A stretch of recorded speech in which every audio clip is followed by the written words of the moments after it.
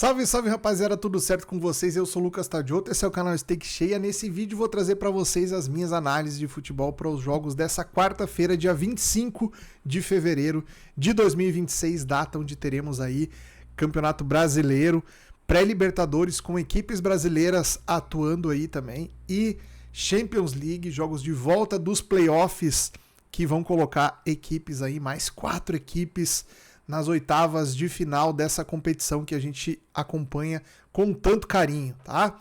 Vamos falar desses jogos aqui então, lembrando sempre, se você não é inscrito no canal, dá essa moral pra gente aí, se inscreve, deixa aquele like esperto aqui no vídeo e comenta aqui nos comentários o que você acha desses jogos, porque a sua opinião, a sua análise também é muito importante pra gente aqui no canal. Maravilha? Começando a falar dos jogos, a gente vai começar a nossa agenda de quarta-feira às 15 para as 3 da tarde com Atalanta e Borussia Dortmund, um jogo que foi 2-0 para o Dortmund na ida. Vamos dar uma olhada em como foi essa partida aqui no jogo de ida. O Dortmund abriu o placar muito cedo aqui, ó, com 2 ou 3 minutos de jogo. Manteve esse resultado de 1-0 até o final do primeiro tempo, onde fez o 2-0. E no segundo tempo a Atalanta teve um volume interessante, porém não conseguiu marcar nenhum gol. Então o Dortmund vai para o jogo da volta lá na Itália com uma vantagem de 2 gols. Então mesmo como visitante, a gente tem o Dortmund aqui, não favorito dentro do jogo, mas favorito sim para a classificação. Então odd 2,15 para a Atalanta, odd 3,10 para o Borussia Dortmund. O que a gente tem aqui a nível de escalações, tá? Do lado da Atalanta, um time com a necessidade de ter que buscar por 2 gols de diferença. A gente viu hoje, tá? Eu tô gravando esse vídeo aqui agora, são 8 horas da noite, a gente viu hoje à tarde aí, né? O time da Inter de Milão jogando dentro da sua casa também na Itália, não conseguiu recuperar um resultado de 2 gols de diferença contra o Bodo Glimt da Noruega, acabou sendo desclassificado, né? A gente viu também aí o time do Olympiacos contra o Bayer Leverkusen também não conseguiu recuperar o resultado, né? Então são confrontos aí onde ficou nítido que a equipe que sai perdendo na primeira partida e vai jogar o segundo jogo em casa tem bastante dificuldade. Então a Atalanta vai tentar quebrar essa escrita. Tem aqui jogadores interessantes, né, mas não tem grandes diferenças em relação ao jogo anterior, tá? Os 2 principais desfalques aqui da equipe italiana são o Raspadori e o De Ketelaere, 2 jogadores importantíssimos no sistema de jogo da Atalanta. É um time que tenta priorizar o volume de bolas trocadas no campo ofensivo, tá? Então uma equipe que gosta de passes curtos e rápidos para infiltrar na defesa adversária. E vai enfrentar a equipe do Borussia Dortmund, que não tem por característica um jogo mais fechado. Então eu não acredito que mesmo tendo essa vantagem e jogando fora de casa, o time do Dortmund vai jogar retrancado. Acho que teremos uma equipe que vai tentar fazer de tudo para não sofrer defensivamente, obviamente povoando muito mais esse setor, mas sempre que possível escapando em contragolpes, acionando principalmente o seu principal jogador de ataque, que é o Guirassy, esse jogador que vem fazendo muitos gols com a camisa do Borussia Dortmund, inclusive que clube que é o Borussia Dortmund para encontrar grandes centroavantes, né? A gente tem aí uma equipe que já teve na história aí o Lewandowski, mais recentemente teve o Haaland também, jogadores de muita qualidade técnica nesse setor final do campo. Então temos aí mais um jogador em grande fase, né, em bom nível técnico também e fazedor de gols, isso que é importante para a equipe. Então, para mim, é muito difícil que o Borussia Dortmund saia desse jogo sem marcar nenhuma vez. Para mim, o mercado de over aqui passa a ser interessante também por causa disso. Odd próxima de 1,70 aqui no over 2,5 e próxima de 1,60 no ambas marcam. Acho 2 mercados bem possíveis aqui, tá?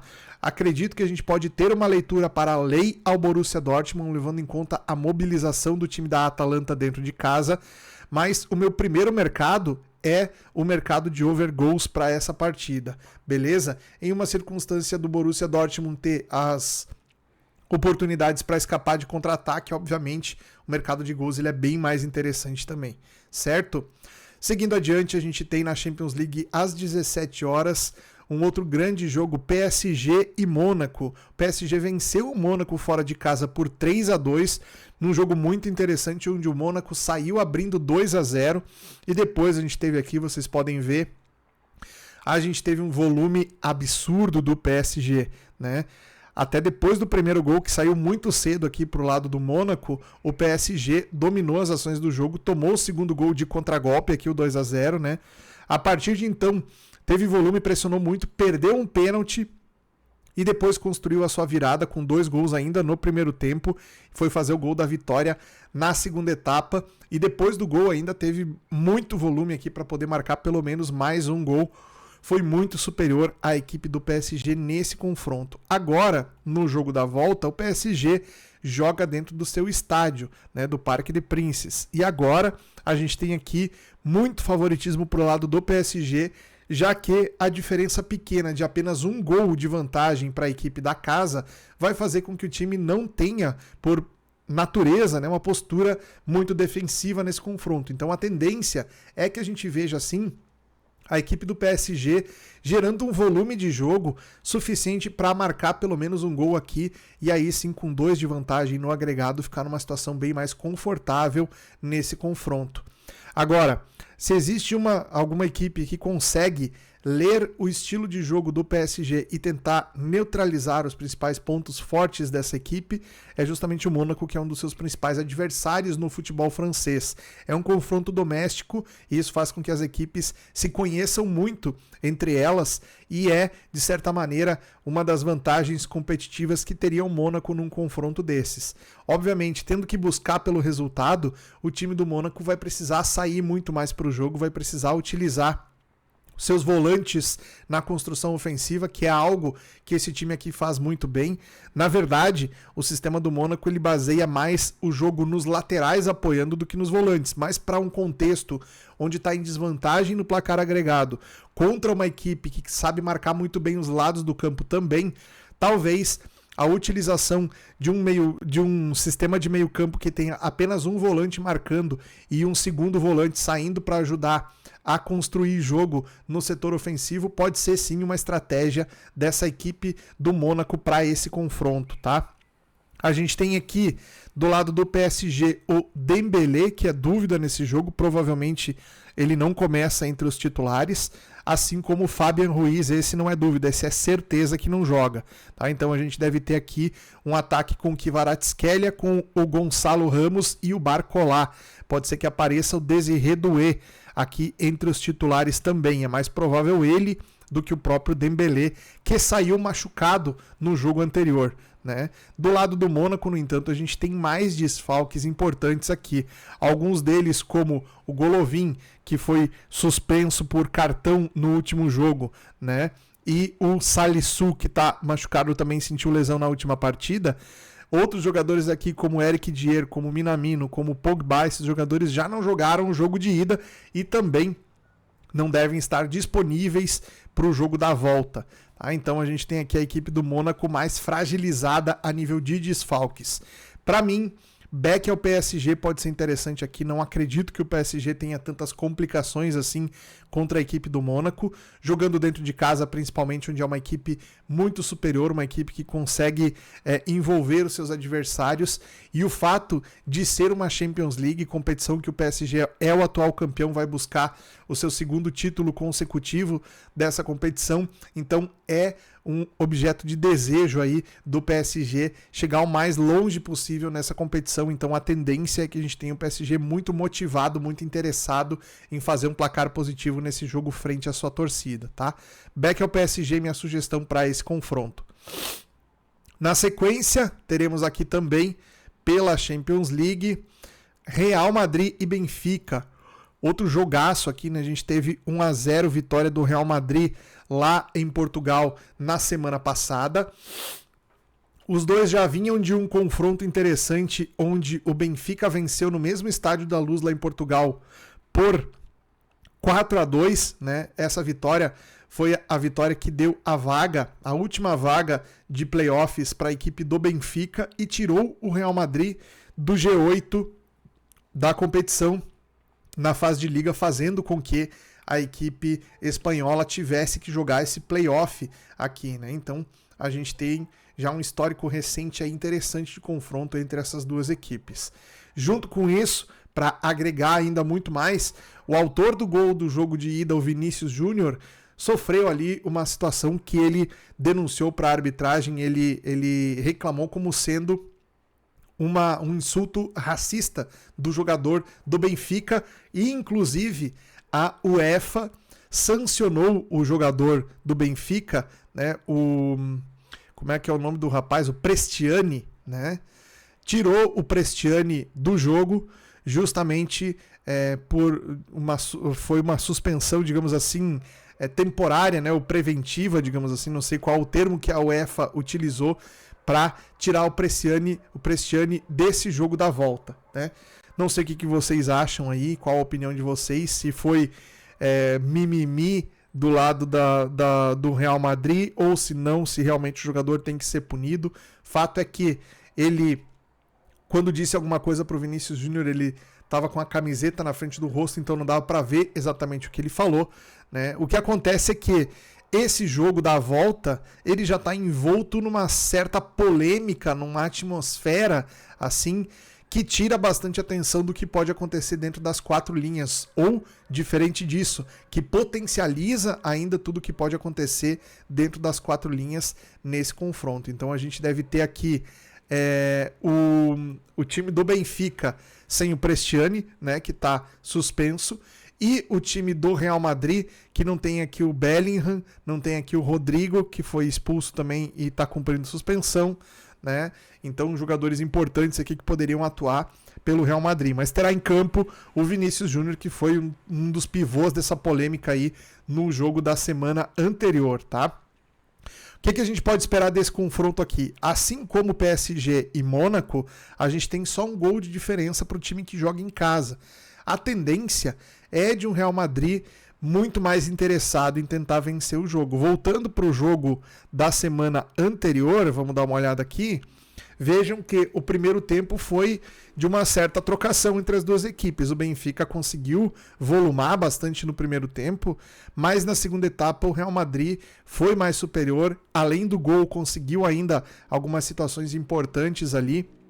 E é claro, conseguiu, acima de tudo, manter essa vantagem para o jogo da volta. Então foi um jogo de não tanto domínio técnico do Real Madrid, principalmente no primeiro tempo, que teve as ações bem divididas aqui, porém no segundo tempo o Real Madrid sim controlou mais o jogo, e a tendência é que para esse jogo da volta a gente tem o Real Madrid ainda mais agressivo com a posse da bola, tentando criar mais oportunidades, né?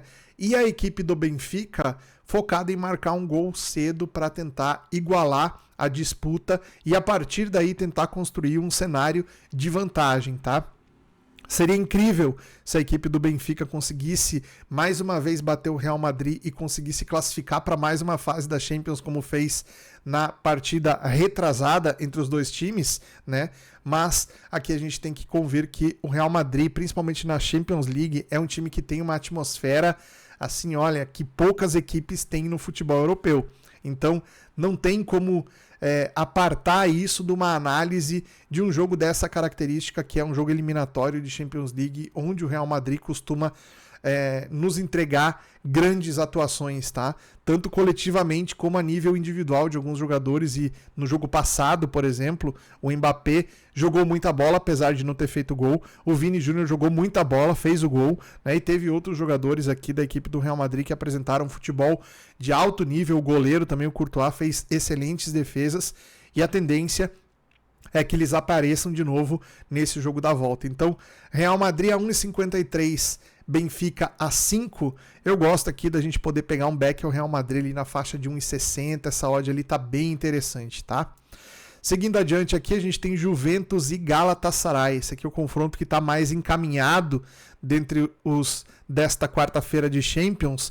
A gente tem aqui o Galatasaray venceu o jogo na sua casa, o jogo de ida lá na Turquia, venceu por 5-2, né? Vejam aqui que o primeiro tempo a Juventus igualou as ações, foi para o intervalo vencendo por 2-1 a equipe do Galatasaray, só que no segundo tempo o time turco de fato aqui mostrou a que veio, e o brasileiro Gabriel Sara foi a estrela desse jogo. Ele fez 2 gols, se não me engano, né? Ele fez, na verdade ele fez 1 gol e deu 2 assistências, né? Então Teve uma atuação realmente muito boa o jogador brasileiro aqui nesse confronto entre o Galatasaray e a Juventus.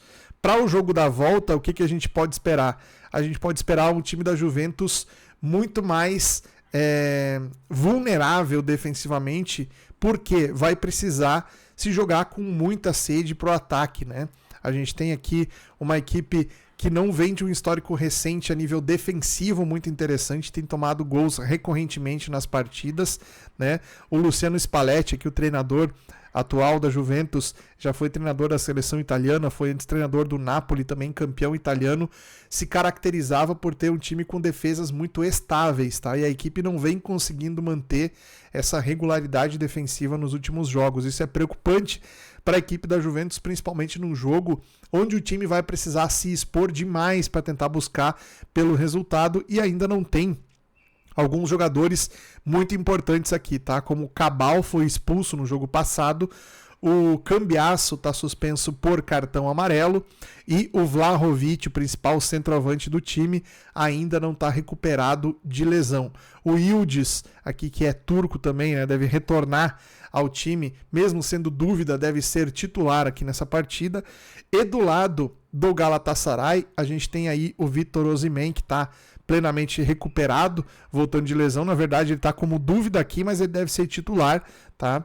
Tem o Yilmaz, tem o Lang, tem jogadores, o próprio Gabriel Sara, que a gente comentou aqui, jogadores que vêm atravessando um ótimo momento técnico aqui na equipe do Galatasaray, tá? Então, acredito que o time turco deve focar em conservar a sua vantagem, que é de 3 gols, é uma excelente vantagem aqui para uma disputa contra uma equipe do tamanho da Juventus, tá?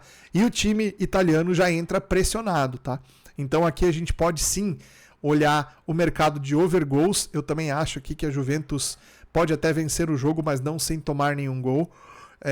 O mercado está esmagando muito o preço do over goals aqui, a linha do 2,5 está 1,40, né? Lei a Juventus pode ser interessante também, principalmente se o time da casa demorar a abrir o placar. A gente teve hoje, no caso, por exemplo, da Inter de Milão contra o Bodo Glimt, a odd da Inter de Milão, mesmo com o time não conseguindo fazer gols, principalmente no primeiro tempo, ela ficou muito tempo lateralizada. Esse fenômeno talvez não aconteça aqui nesse jogo da Juventus, tá? Porque a diferença de gols é maior e se a Juventus demorar mais para tentar abrir o placar, esse preço deve corrigir e um lei a Juventus pode ser interessante aqui também, ok? Bom, falamos de Champions League, agora a gente vai fazer pré-Libertadores. Temos aqui o Bahia recebendo o O'Higgins e temos o Botafogo contra o Nacional de Potosí. Antes de falar desses jogos, queria lembrar você que quem está no apoio aqui desse conteúdo é o Bolsa de Aposta. O Bolsa de Aposta é a plataforma que eu utilizo para realizar trading esportivo. Então, quando eu falo aqui sobre back, sobre lei, sobre over limite, sobre over à frente, sobre os mercados que eu opero, eu faço essas operações todas dentro do Bolsa de Aposta. Se você não tem uma conta, é só criar, clicando no link que está aqui na descrição do vídeo. E de quebra, você vai lá em ferramentas, ali dentro do Bolsa de Aposta, e acessa a plataforma do Discord, que é gratuita para quem tem conta no Bolsa de Aposta, e ali você consegue operar, fazer trade junto com a galera que opera no Bolsa. São mais de 10 mil pessoas, 10 mil membros ativos nessa comunidade do Discord, trocando ideia todos os dias sobre os mais diversos jogos e campeonatos e modalidades esportivas que você possa imaginar. Então, vale muito a pena.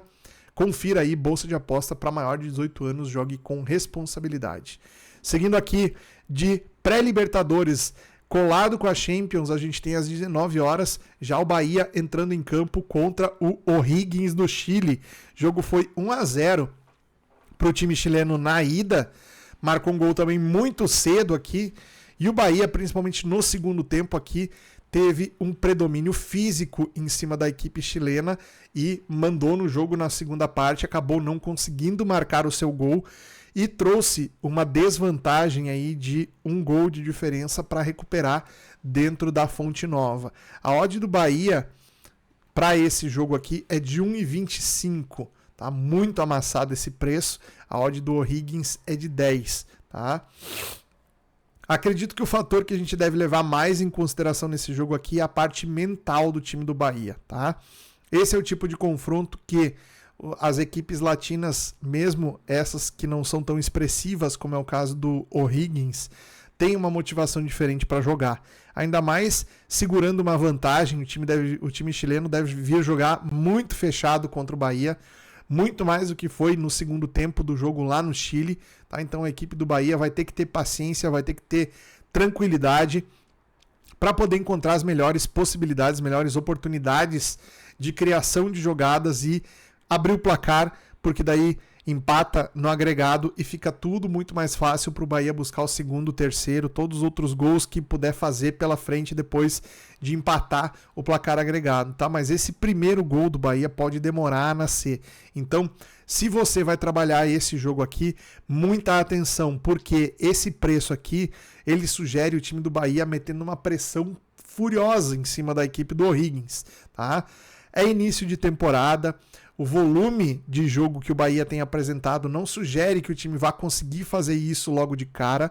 Tá? O time chileno, como eu falei para vocês, deve vir numa retranca muito pesada, então vale a pena a gente prestar bastante atenção aqui, porque se a gente conseguir comprar o melhor momento possível da superioridade do time baiano, que eventualmente deve se impor até pela estratégia que o adversário deve colocar em campo, né? A gente pode sim encontrar valor nesse back ao time da casa. Mas muito cuidado, como eu falei para vocês, prestem bastante atenção, porque o fator emocional aqui para o Bahia nesse confronto é uma das coisas mais importantes para a gente ficar atentos aqui, ok? Depois a gente tem às 21h30 pela pré-Libertadores o Botafogo recebendo o Nacional de Potosí. Aqui a gente já tem um contexto diferente, tá? No jogo de ida, vejam aqui pelo gráfico, é muito fácil da gente identificar, tá? O volume de jogo imposto pelo time da casa, o Nacional Potosí, ele sugeriria aqui um jogo para terminar 3-0 para o time da casa, tá? O que aconteceu aqui? Nitidamente, a equipe do Botafogo trabalhou o contexto dos 180 minutos nesse jogo aqui, justamente para tentar evitar tomar muitos gols, porque sabia que lá uma altitude de 4.800 metros, né, talvez, acho que depois do campo lá em El Alto, na Bolívia, esse aqui é o campo com maior altitude no futebol sul-americano. Então, é a segunda maior altitude que qualquer clube pode enfrentar jogando contra adversários nessa condição, tá? Então, naturalmente, o time do Nacional Potosí utiliza esse artifício aí, né, para ter muito mais ganho em relação ao rendimento físico comparado com as equipes que vão enfrentar eles lá em cima da montanha. Então, o Botafogo sofreu muito com isso, como todos os times, principalmente os brasileiros, quando vão lá, enfrentam também, né? E o time da casa soube tirar proveito, e o Botafogo tentou fazer de tudo para minimizar os riscos, né? Minimizar os problemas aí da altitude, tomando apenas um gol, resultado que é completamente possível de ser revertido agora no jogo da volta no Rio de Janeiro, num estádio a nível do mar, né? Sem a altitude, os times da Bolívia, do Peru, né, são equipes extremamente frágeis, principalmente do ponto de vista de organização tática. Então são times que não marcam direito, são times que deixam muito espaço para o adversário, mesmo que sejam equipes muito voluntariosas, aí quando jogam a nível do mar, sentem também fisicamente muito a pressão desse jogo. Então a gente tem aqui o Botafogo amplamente favorito nesse confronto. A tendência é que a gente veja o Botafogo goleando, inclusive, a equipe do Nacional, ainda mais pelo fato de mandar seu jogo num piso sintético, onde a velocidade do jogo, em média, é bem maior do que a velocidade num campo de grama natural. Então aqui o Botafogo tem muitas vantagens contra esse adversário, e não tem outro trade que eu sugira para vocês que não seja buscar uma goleada do Botafogo, uma vitória do Botafogo por um placar elástico, mais do que o Botafogo precisaria, que é o de 2 gols para poder classificar. Tá? Então acredito que o Botafogo pode vencer aí por 3-0, 4-0, talvez até mais, dependendo da postura do adversário e dependendo, obviamente, do aproveitamento das chances que o Botafogo certamente irá criar contra esse time aqui. Tá? Então é um jogo aí para a gente ficar de olho nesse sentido.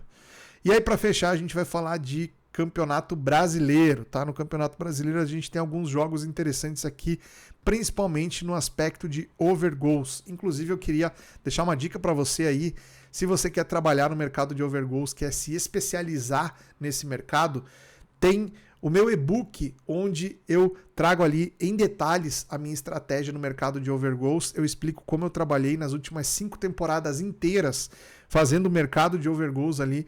Ou seja, eu reuni mais de 2.000 entradas de over goals, cataloguei isso e tirei todas as informações necessárias, e elas estão ali nesse e-book, para que você que quiser trabalhar no mercado de over goals consiga ter completo entendimento da minha abordagem dentro do mercado. Então é só clicar no link que está aqui na descrição do vídeo e baixar o e-book de over goals ali, onde eu explico a minha metodologia nessa estratégia, tá?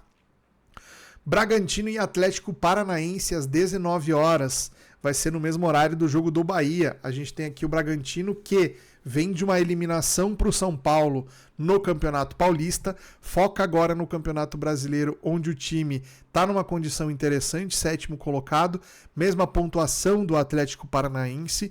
O fato do Bragantino mandar esse jogo dentro da sua casa oferece ao time paulista uma vantagem relativamente interessante, né? A gente ainda não tem aqui certeza se as escalações serão exatamente essas, tá? Mas o que pega um pouco aqui são os desfalques da equipe do Bragantino, que tem vários jogadores importantes ausentes desse confronto, tá? A equipe do Atlético Paranaense vem um pouco mais completa para esse jogo. De histórico recente, vale a pena a gente lembrar que o Atlético Paranaense volta de uma segunda divisão, ou seja, a expectativa do elenco para esse campeonato brasileiro, ela não é de brigar lá em cima, então daqui a pouco o Atlético Paranaense está vivendo uma condição aí que se manter ali próximo ao G4, G6 do Campeonato Brasileiro é um feito muito interessante. E a equipe do Bragantino, que na temporada passada passou perto lá do Z4, né, nas últimas rodadas, indo muito mal sob o comando do Wagner Mancini, mas agora esse início de Campeonato Brasileiro tem sido interessante. Eu gosto aqui do mercado de over para essa partida, acho que são duas equipes que têm um estilo de jogo que facilita para a gente ter situações mais over, tá? O ambas marcam também é um mercado interessante, os dois estão com odds acima de 2, tá? Então a linha do 2,5 tá 2,15 e o ambas marcam tá 2,05 aqui. A gente consegue pegar essas entradas com preços melhores ainda ao longo da partida, né? Fazer essa entrada ali entre o minuto 10 e minuto 15, a gente tem mais possibilidade, né? Claro, a gente vai acompanhando o jogo e vai incorporando critérios de leitura de jogo nessa nossa tomada de decisão. Mas a princípio, sim, é um jogo para gols entre Bragantino e Atlético Paranaense. Na sequência, no mesmo horário, 19 horas, o Internacional vai até o Pará visitar o Remo, tá? A equipe remista, ela não é dos times que a gente vai ver figurando aí na parte de cima da tabela, tá? É um time que a nível de estrutura, de investimento, né, de momento aí também não é do mesmo nível das principais equipes do futebol brasileiro. No entanto, é a única equipe do norte do país na primeira divisão, isso tem um apelo sim, né? Então muita gente de olho nessa campanha do Remo aí, depois de vários anos sem disputar a elite do futebol brasileiro, o Remo volta a aparecer entre os clubes da Série A. Vai enfrentar o Internacional, que não vive um bom momento. O Inter ainda não venceu no Campeonato Brasileiro, somou apenas 1 ponto em 9 disputados. O Remo já somou 2 pontos em 9 disputados, então tem uma pequena vantagem aí a equipe da casa. E jogar contra o Remo lá no Pará é complicado para a grande maioria das equipes. No caso do Internacional, que tem que atravessar o Brasil inteiro para fazer esse jogo, é uma viagem extremamente cansativa. Então o Internacional está envolvido numa questão de logística aí também, porque já no final de semana volta a Porto Alegre para jogar a final do Campeonato Gaúcho contra o Grêmio. Então um jogo que também é muito importante para o contexto do ano do Internacional. Então a gente vai ter aqui um time que não tem como não utilizar o seu time todo titular pelo momento que vive no campeonato. No entanto, tem aí essa questão do calendário, que é um fator que dificulta um pouco a vida do Grêmio do Internacional nesse jogo, tá? Já o Remo tem a possibilidade aí de fazer o seu primeiro jogo de vitória dentro de casa, tá? Então a gente tem aqui o Remo a 3,20 e o Inter a 2,25. Acho que é um confronto interessante. Se pegar o contexto do campeonato aqui, eu diria para vocês que um lei ao Remo é uma entrada interessante aqui para se fazer, mas pela fase das duas equipes aqui, principalmente do Inter, eu não diria que um lei ao Inter fora de casa seja uma entrada ruim, tá? Então é um jogo muito para leitura, é um jogo muito para o live, pegar a equipe que tiver mais desencontrada dentro de campo, né, e entrar lei a esse time. Para mim, buscar correção de odds aqui é o que pode ser mais interessante nesse confronto. Seguindo em frente, a gente tem aí às 19h30, Coritiba e São Paulo. São Paulo é o vice-líder, né? Vice-líder com 7 pontos, mesma pontuação de Palmeiras, Bahia e Fluminense. O São Paulo é o segundo pelo saldo de gols, né? Vai enfrentar a equipe do Coritiba, que é o 10º colocado aqui, com 4 pontos. Então, a equipe do São Paulo fora de casa é um adversário que tende sim a ser um adversário difícil para a grande maioria das equipes, né? Muita gente imaginava que o São Paulo teria problemas ao longo de 2026 devido a uma crise institucional dentro do clube, que também atrapalhou bastante, mas ao que tudo indica, o grupo de jogadores ele foi blindado dessa crise institucional dentro do clube. O São Paulo respondeu bem no Campeonato Paulista, conseguindo a classificação contra o Bragantino num bom jogo, tá? Num jogo onde o time do São Paulo foi superior durante praticamente todo o tempo, né? E vem muito bem no Campeonato Brasileiro. Venceu na estreia o Flamengo, empatou na segunda rodada contra o Santos, um clássico também, né? Empatou fora de casa em 1-1 e venceu o Grêmio por 2-0 no Morumbi. Então, 3 jogos difíceis, 3 boas partidas do São Paulo, junto com essa reta dos estaduais. Aí o São Paulo também vem fazendo um bom início de 2026, né? Dá para se dizer assim. Então, para mim aqui, o Coritiba, mesmo sendo mandante, mesmo tendo aí o apoio da torcida, mesmo vivendo uma fase interessante também, e é uma das equipes que veio da segunda divisão, o Coritiba subiu aí fazendo uma boa temporada na Série B o ano passado, mas a gente sabe que a Série A, o nível de exigência é bem maior, tá? Então acredito que o Coritiba vai ter sim dificuldades aqui. Um lei ao time da casa é a minha sugestão. Imagino que o São Paulo vem mais bem preparado para esse confronto aqui e tem sim bons jogadores dando excelente resposta. Retorno do Caleri, retorno do Lucas Moura, jogadores importantíssimos da mecânica de jogo do São Paulo que estão voltando a ser titulares e ajudando muito a equipe também nesse começo de temporada, tá? Depois, na sequência, a gente tem Cruzeiro e Corinthians. Excelente esse jogo aqui para a gente analisar. As duas equipes se enfrentaram recentemente aí em jogos muito importantes também de Copa do Brasil, enfim, né? Cruzeiro hoje é o lanterna do campeonato com apenas 1 ponto, mesma pontuação aqui de Inter, Santos e Vasco, né? Então esses 4 times aqui já tem que ligar o alerta, começando o campeonato aqui sem conseguir vencer e pontuando muito pouco também.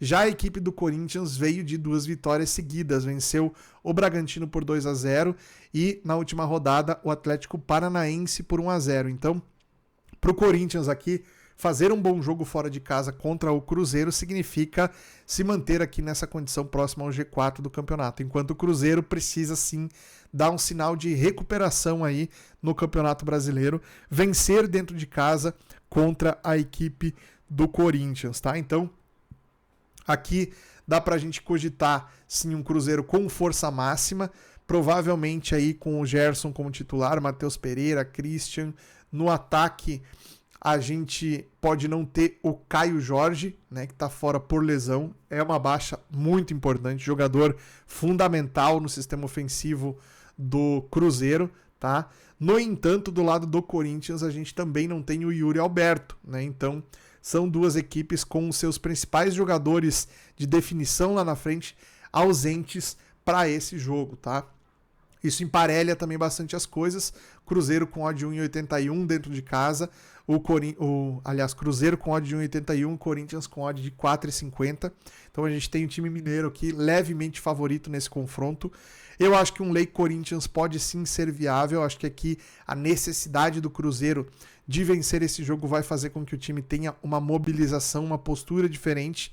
Inclusive, o Tite já está sendo bastante questionado lá e ele precisa dar uma resposta e muito provavelmente vencer o Corinthians seja uma resposta à altura para a torcida voltar a dar mais um pouco de confiança para o treinador que está começando um trabalho aí na equipe do Cruzeiro e está tendo dificuldade para conseguir encaixar o seu time aí nesses primeiros meses de 2026, né?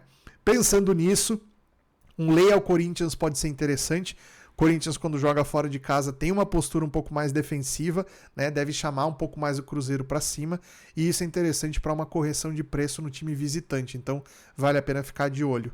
Seguindo adiante, a gente tem Palmeiras e Fluminense, talvez aqui um dos grandes jogos dessa quarta-feira de Brasileirão, né? A equipe do Palmeiras, que atualmente lidera a competição com 7 pontos, mesma pontuação do Fluminense, que é o quarto colocado. A diferença se dá pelo saldo de gols das duas equipes. Esse jogo será na Arena Barueri. Acho que o estádio do Allianz Parque, se não me engano, está recebendo algum show, algum evento, né? Então o Palmeiras vai mandar o jogo lá em Barueri, que é, digamos assim, a segunda casa do Palmeiras, né? É um estádio que a gestão do Palmeiras alugou para ser utilizado pelo time nesses contextos onde o estádio está sendo usado para algum evento, alguma outra situação aí que a gente sabe o Allianz Parque tem aí como uma das suas principais fontes de receita também, além do futebol, essa parte dos eventos, né? Então o time do Palmeiras acaba tendo que jogar fora de casa nesse segundo estádio, que é lá em Barueri.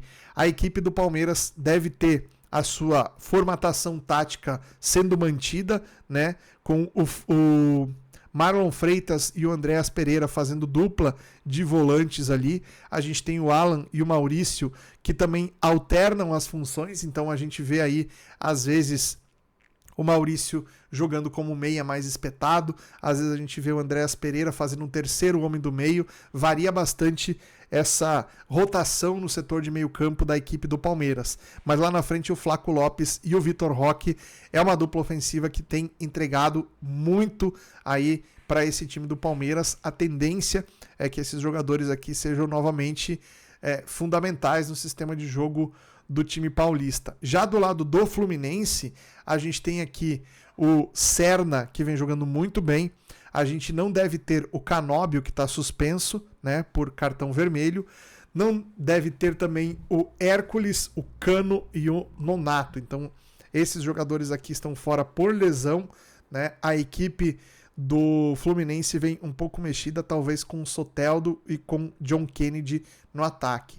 Então, é um jogo que pode sim isolar um dos dois na liderança do campeonato.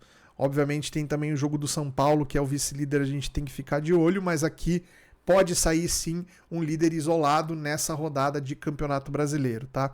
Eu gosto bastante da possibilidade de termos um jogo over aqui também, a linha do over 2,5 pagando 2, acho que é um preço muito interessante. Também trabalharia lei ao Fluminense se o jogo fosse no Allianz Parque, estádio onde o Palmeiras tem ainda mais domínio sobre os seus adversários, tá? No estádio lá em Barueri, a gente teria que tomar um pouco mais de cuidado para trabalhar esse lei ao Fluminense, mas ainda acho a entrada de lei visitante a mais interessante para esse confronto, certo? Para fechar também às 21h30, temos o Grêmio contra o Atlético Mineiro, jogo na Arena do Grêmio aqui em Porto Alegre. Eu não sei se eu vou conseguir ir nesse jogo, talvez dê tempo, mas como tem muitos jogos ao longo do dia e também à noite, talvez eu fique em casa fazendo esses jogos de casa aqui e não consiga ir para o estádio, tá? Eu gosto muito de ir para o estádio. Se eu estiver lá, eu produzo algum conteúdo para vocês de lá de dentro da Arena do Grêmio, que é um estádio, inclusive, muito bacana para fazer esse tipo de conteúdo, né? O que acontece é o seguinte, a gente tem um histórico do último confronto do Atlético Mineiro aqui em Porto Alegre contra o Grêmio, foi uma vitória do Grêmio num jogo onde o Atlético jogou muito mal defensivamente.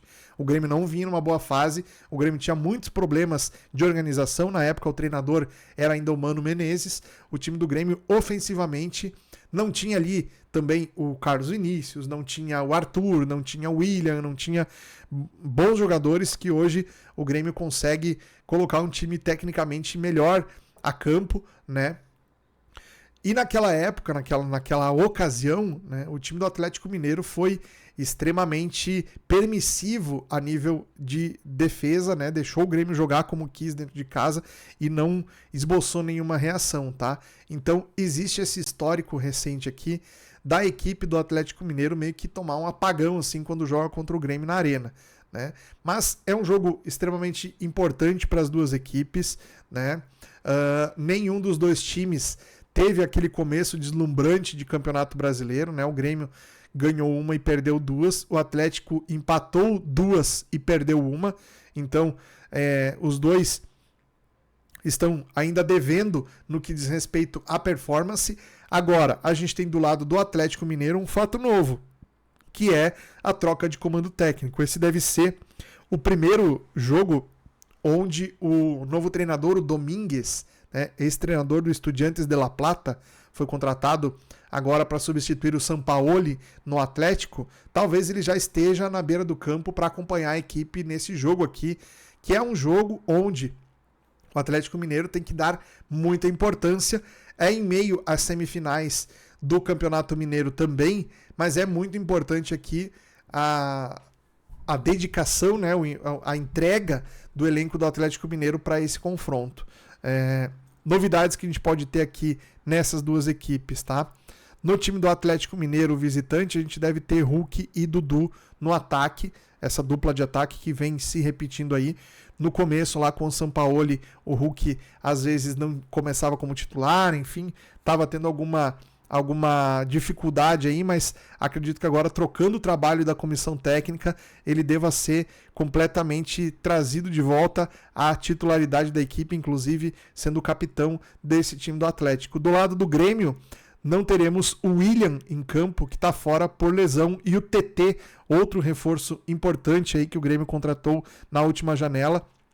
Os dois jogadores estão fora por lesão e são de fato as principais ausências dessa equipe, além do Wagner Leonardo, zagueiro que está suspenso por cartão amarelo. Então pode ser que volte à titularidade o Kahneman, jogador que não é titular do Grêmio há bastante tempo, né? Então pode ser que esse jogador seja trazido de volta para atuar. É um jogador que tem uma história muito grande com a camisa do Grêmio, né? Mas que também pela idade e pela questão de dinâmica tática do time, na ideia do Luiz Castro, treinador atual do Grêmio, o Kahneman acabou perdendo bastante espaço, né? Pode ter uma oportunidade para retomar agora aí essa condição de titular nesse time.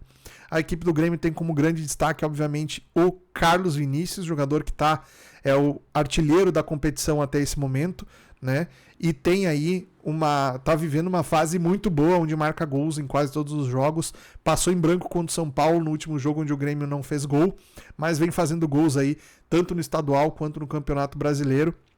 Fez um hat-trick contra o Botafogo na rodada anterior, então a gente tem aí a possibilidade de um centroavante que está em grande fase e que pode sim ser um jogador para desequilibrar a favor do time da casa. Aqui eu gosto bastante do Lei ao Atlético Mineiro. Não sei como que essa troca de treinador, de comando técnico, pode afetar o desempenho da equipe, né? Esse histórico do Atlético Mineiro não fazer bons jogos contra o Grêmio em Porto Alegre também pesa pra gente ter essa odd aqui do Grêmio um pouco mais favorito, e acho que o Grêmio precisa sim também dar uma boa resposta. Nada melhor do que jogar dentro de casa. O Grêmio que também tem a final do Campeonato Estadual no final de semana, mas não vai viajar, vai jogar dentro de casa, então pode usar o que tiver de melhor a nível de jogadores aqui para essa partida, tá? Então leia o Atlético Mineiro, minha sugestão para esse jogo aqui. E assim a gente fecha a nossa análise. Finalmente o vídeo ficou meio longo aqui, né?